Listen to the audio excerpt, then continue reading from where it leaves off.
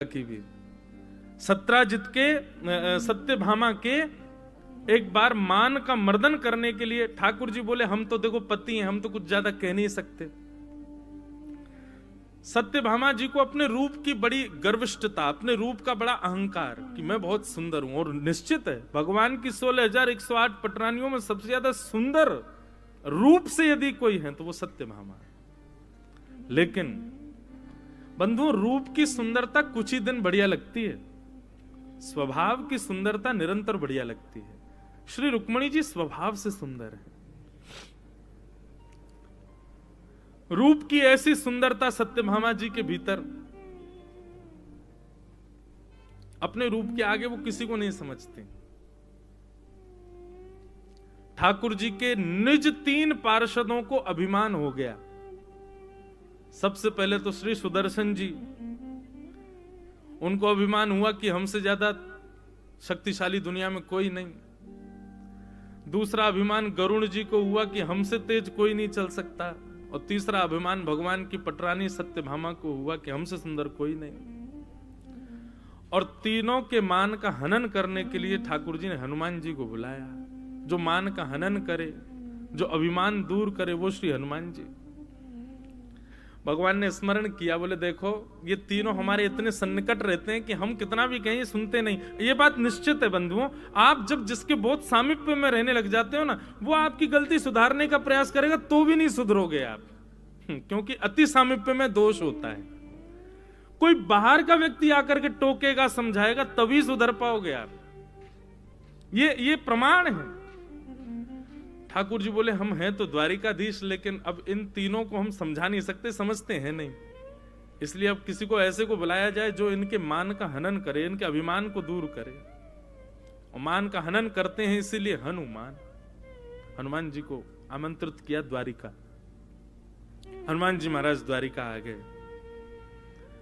द्वारिका आकर के महाराज सुंदर वनों को उजाड़ने लगे, सुंदर वृक्षों को तोड़ने लगे, नारियल उखाड़ करके पीने लगे, केले के सुंदर वृक्षों को तोड़ करके केले खा जाएं, छिलका फेंक दें महाराज, फिसल के लोग गिर रहे हैं द्वारिका के। और कोई रोकने टोकने जावे तो वृक्ष उठा के फेंक दें हनुमान जी उसके ऊपर। सब दौड़े दौड़े गए स्वधर्मा सभा में।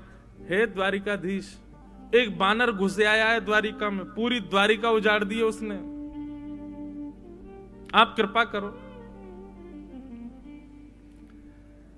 भगवान ने सुदर्शन चक्र से कहा आप जाइए, आप बड़े बलवान हैं, कोई बहुत शक्तिशाली बानर आया है, जाइए जाकर के उसको या तो बंदी बनाइए, नहीं तो अपने बल के आगे उसको शांत कर दीजिए। सुदर्शन जी कम नहीं है बंधुओं।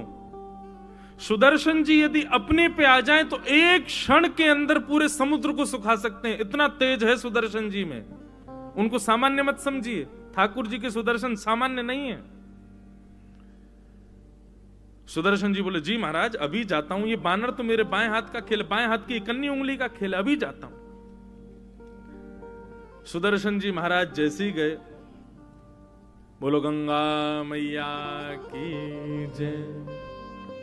परम वीतराग, परम भगवत निष्ठ, परम विद्वान हरिद्वार से हमारे मध्य पधारे हैं परम पूजनीय प्रातः स्मरणीय स्वामी श्री विवेकानंद जी महाराज। सब लोग करतल ध्वनि से महाराज जी का स्वागत करें। बोलो द्वारिकाधीश की, गंगा मैया की जय।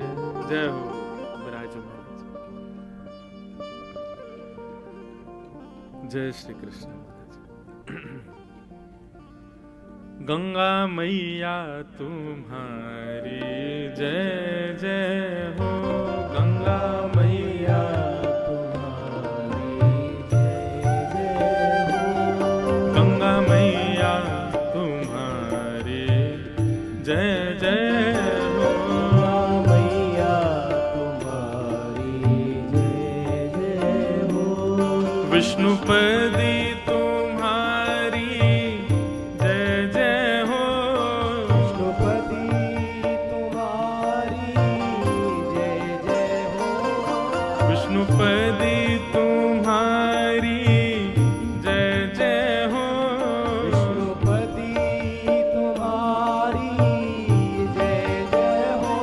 गंगा मैया तुम्हारी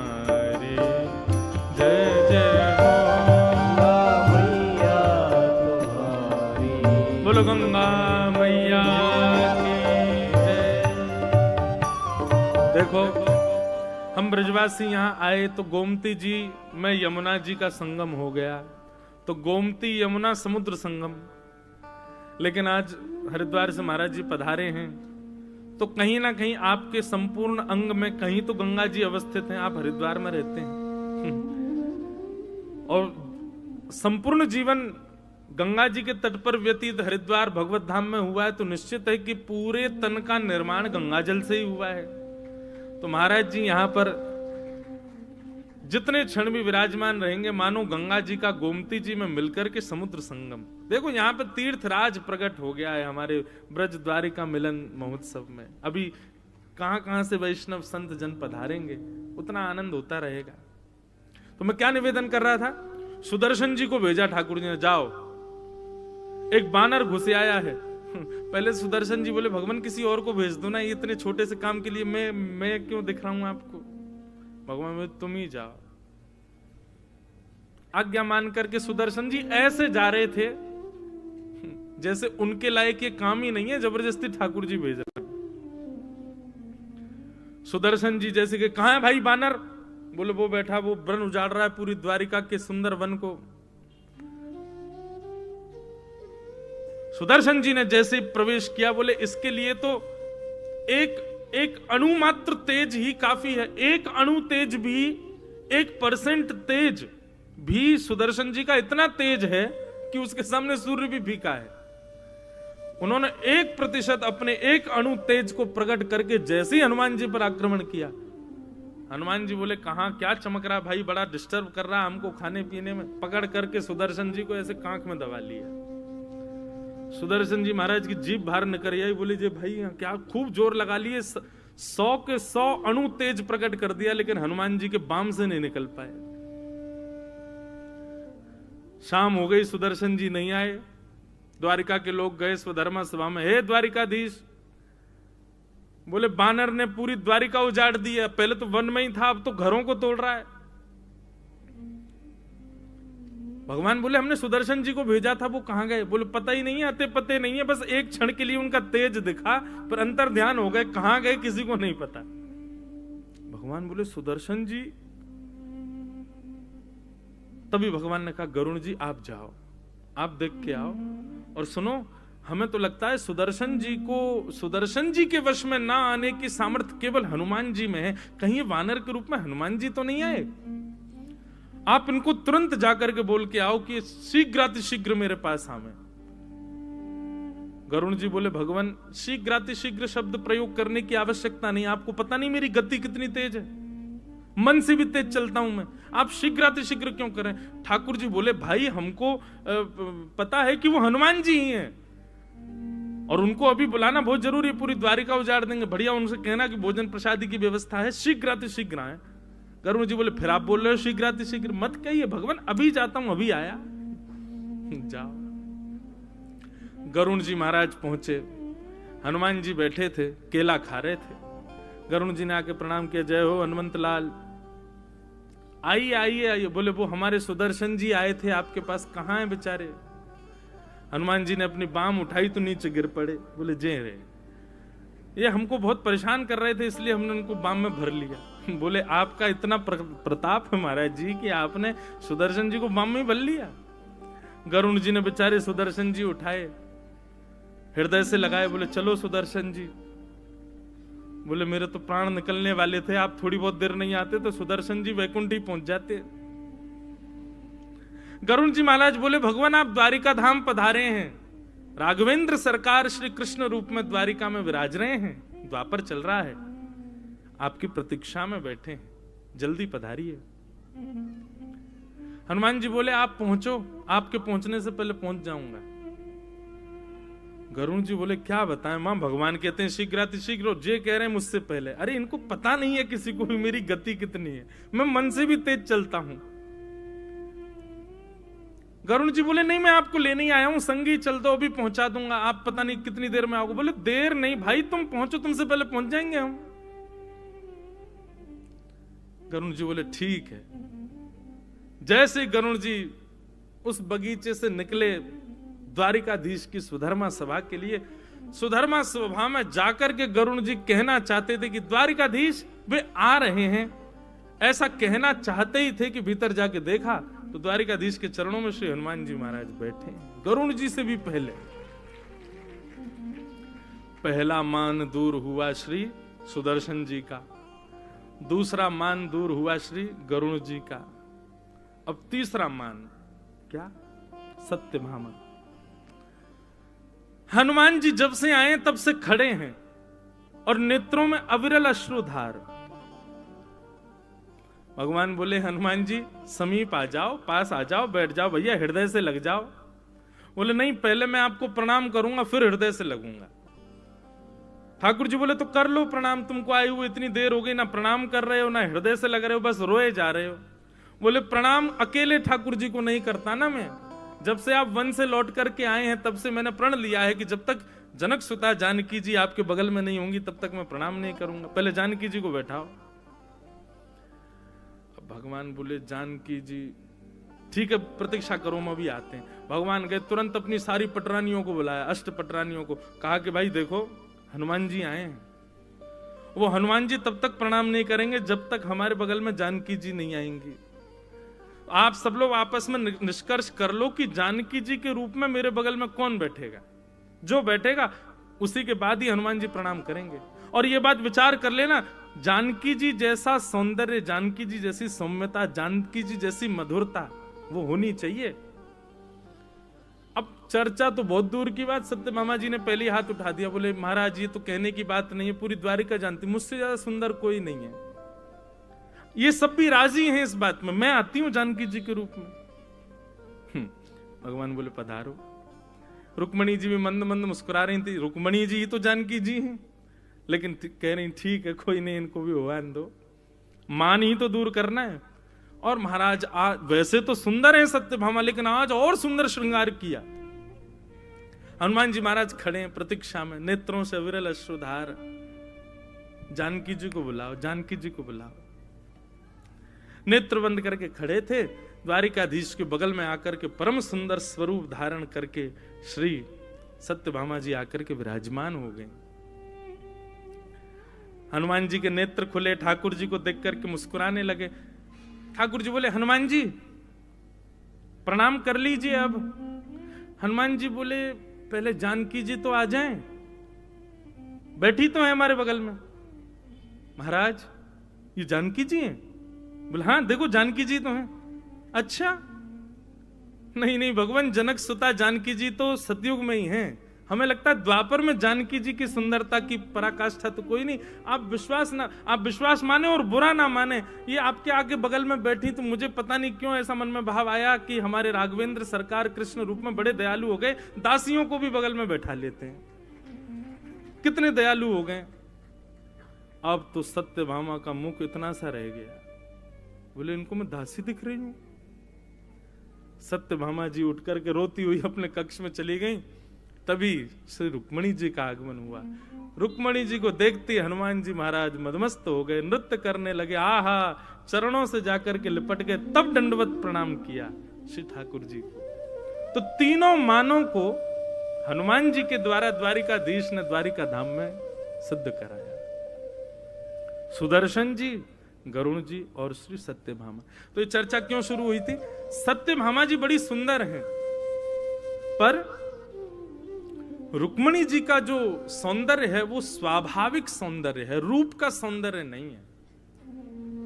इसलिए बंधुओं, ठाकुर जी रूप से सुंदरता अगर स्वीकार करते तो बहुत सुंदर बन के आई थी पूतना, पर ठाकुर जी को स्वभाव की सुंदरता ही प्रिय है।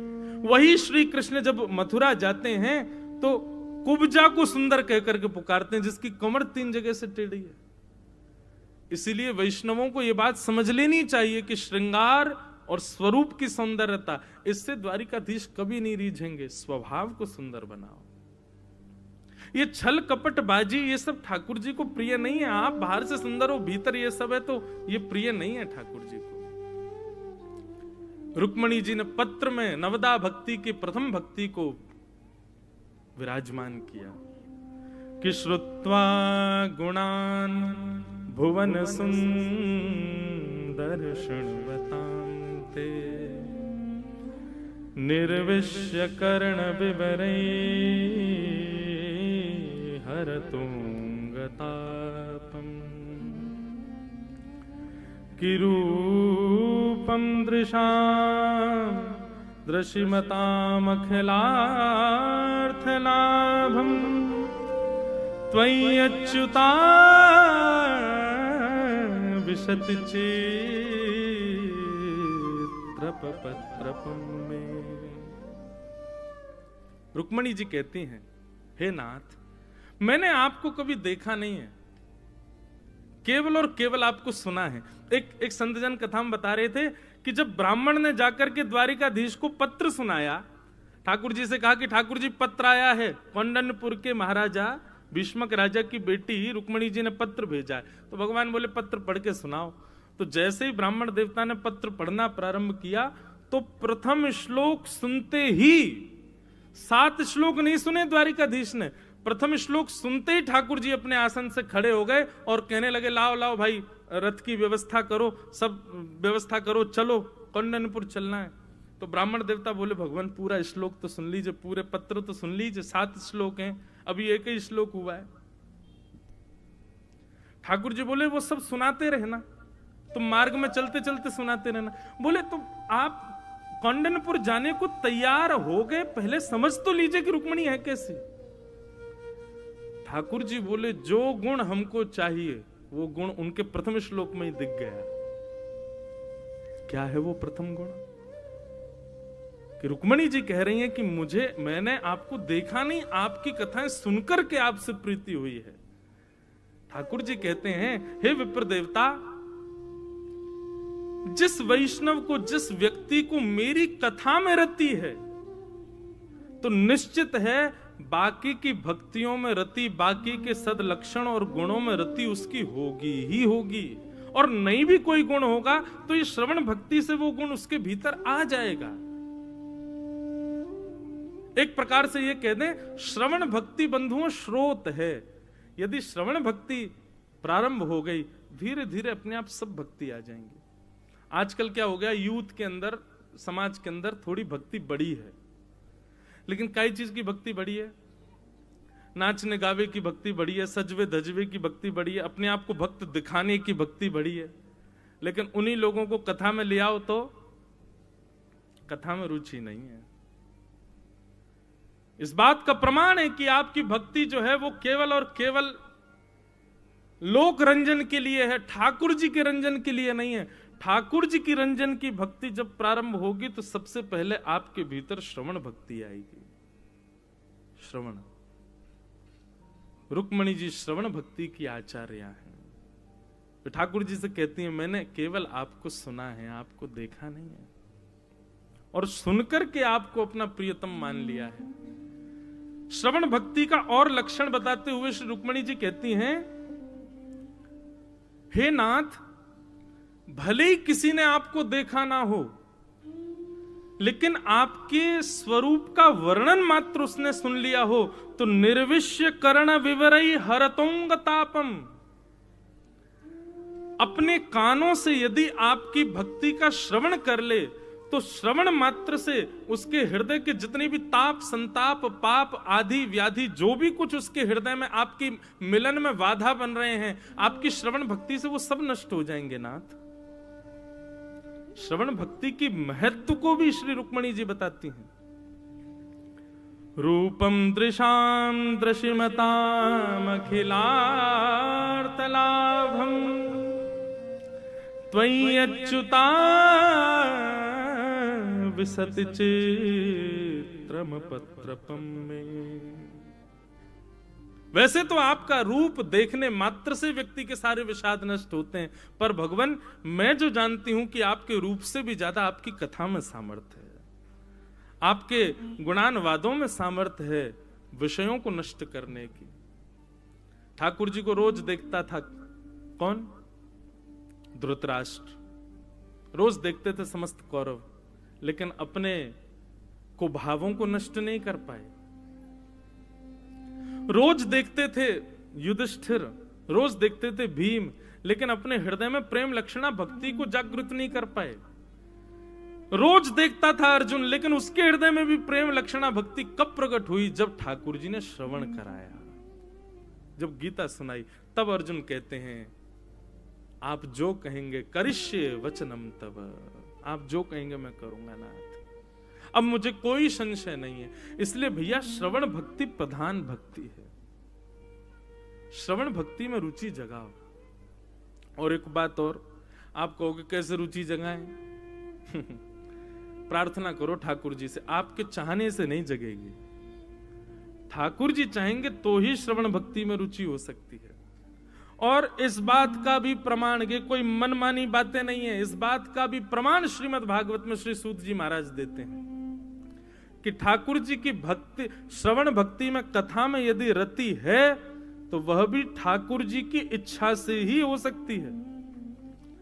गोस्वामी तुलसीदास जी कहते हैं बिनु सत्संग विवेक न होई, और बिनु सत्संग विवेक ना हुई। फिर दूसरी बात, राम कृपा बिन सुलभ न सोई। ये बात तो सत्य है कि सत्संग के बिना भक्ति नहीं जगेगी, लेकिन यह भी सत्य है कि राम जी की कृपा के बिना सत्संग नहीं मिलेगा।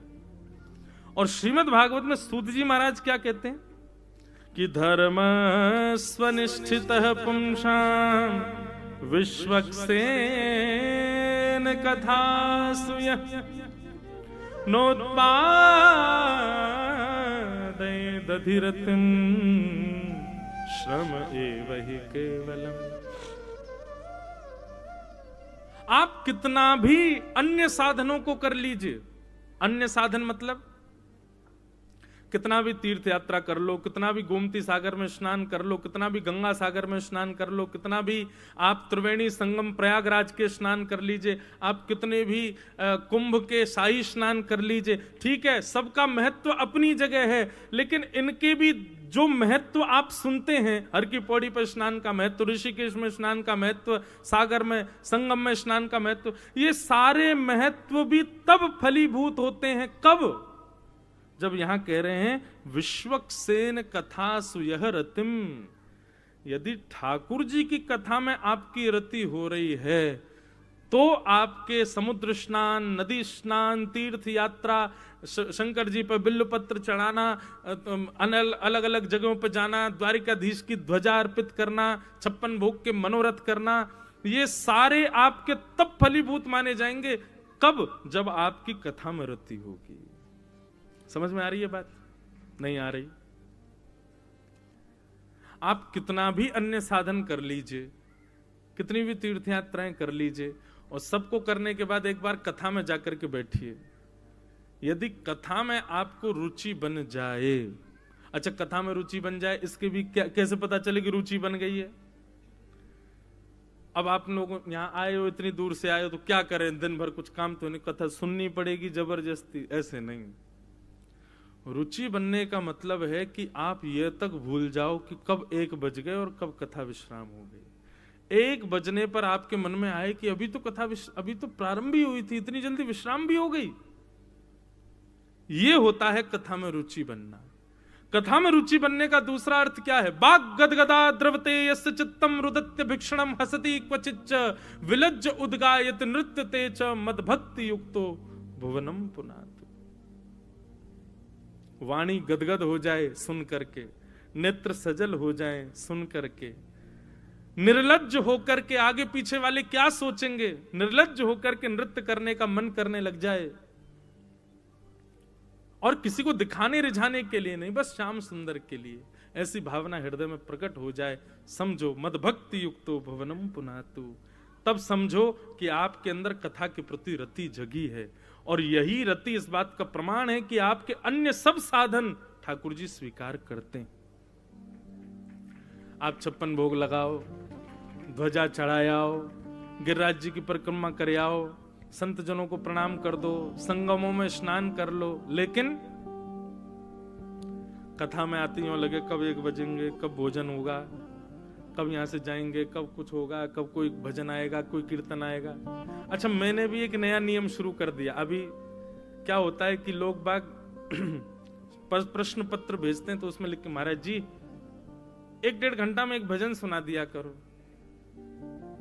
मेरे पास सब साधन, हमारे सब गंधर्वजन बैठे रहते, महाराज जी कुछ गाओ। गला भी दिया ठाकुर जी ने, पद भी बहुत सारे, लेकिन मैं जानबूझ के नहीं गाता। क्यों नहीं? कथा सुनो। क्योंकि प्रथम भक्ति श्रवण है, दूसरी भक्ति कीर्तन है। जब तक श्रवण में रति नहीं हो तब तक कीर्तन में नहीं जाने देंगे। कीर्तन भक्ति में तो सबको आनंद आता है, जो सो भी रहे होते हैं कीर्तन भक्ति में वो भी उठ जाते हैं, लेकिन श्रवण भक्ति में जगे रहो, ये ठाकुर जी की कृपा है।